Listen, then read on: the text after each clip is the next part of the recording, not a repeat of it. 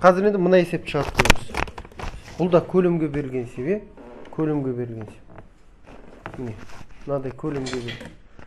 Мына сызықтармен шектелген фигураның OX осыны айналдырған кезде, OX осьті айналдырған кездегі фигураның көлемін тап дейді. Тағы да қайталап айтам, көлем табу үшін біз ең бірінші кезекте мынаны білуіміз керек. Мен неге қайта формуланы қайталай беремін деп ойлайсыздар, балалар, айтыңыздаршы. Вот, сіздердің естеріңізде қалу үшін. И функцияның квадраты dx. Мына формула, сонда бізде міне беріліп тұрған f от x мынау. А мен b-міз не 0-ден 1-ге дейін сразу жаза салдым. Енді пи көбейтілген интегралсын 0-ден 1-ге дейін не болады? Квадраттасақ не болады? Түбір кетіп қалады. Келісесіздер ғой? dx. Енді бұл жерде, мына жағы не көрінбей бар? Бұл жерде не істейміз? Тағы да алмастыру тәсілін қолданамыз. Бұл жерде алмастыру тәсілінсіз шықпайды, қиынырақ болады. Алмастыру тәсілінде біз мына бір айттық қой, біреуінің туындысы болып тұрса, біз алмастыруды қолданамыз. Мына орта мысалға x квадраттан қазір мен туынды табатын болсам, x деген нәрсе шығады ғой, 2x шығады, Демек, мына бір x-ім, мынардағы x квадраттың туындысы болып тұр. Сондықтан мен қорықпай ғана бөліміндегі 7x квадрат плюс 8 dx-ті, dx-ім кер жоқ. Осыны u деп белгілеймін. Сол кезде енді бұдан туынды тапсақ не болады? Айтшы, Карина. Мынадан туынды тапсам. 14x dx дейм, Нараққа ду дейм. Келсесі ғой. Енді маған кедергі жасап тұрған нәрсені көрем міне кедергі жасап тұрған нәрсе.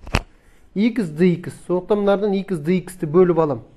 x dx-ім неменеге тең болды сонда? 14-тен 1 ду. Келсесіздер ғой? Енді ары қарай шығаратын болсақ, 14-тен 1, мынара пиімізді қоямыз, көбейтілген интеграл 14-тен 1-ді сразу бірінші жазып 14-тен 1, 0-ден 1-ге дейін. Енді көбейтілген, мына біруді не дедім мен? U дедім. U-дан 1 деуіме болады. И мына x dx-ті не дедім?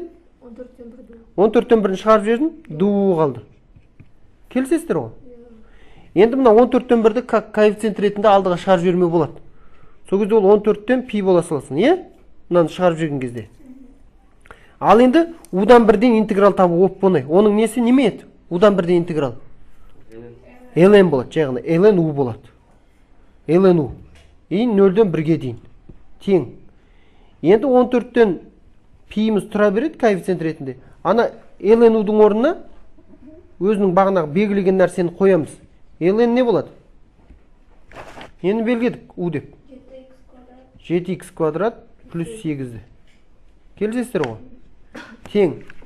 Енді ары қарай бұны шығаратын болсақ, бар болғаны.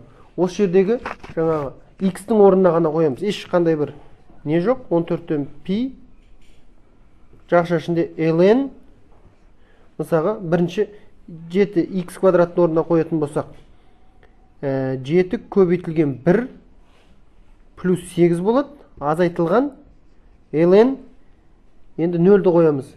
7 көбейтілген 0 қосу 8. Міне. Тең. 14-тен пиіміз тұра берсін. Көбейтілген. Мынауымыз не шығады мынаның ішінде?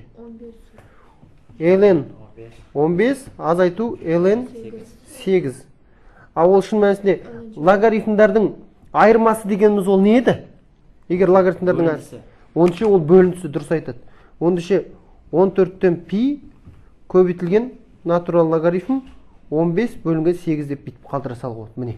Өйткені бізде бар еді ғой, логарифмдардың негіздері бірдей болып айырма түрінде тұрса, онда бөлеміз, астындағы өрнектерін қосу тұрса, көбейтеміз деген. Сонда біздің жауабымыз міне мынау шықты. Мына бір. Қазір көрейік. Осындай есеп бар ма?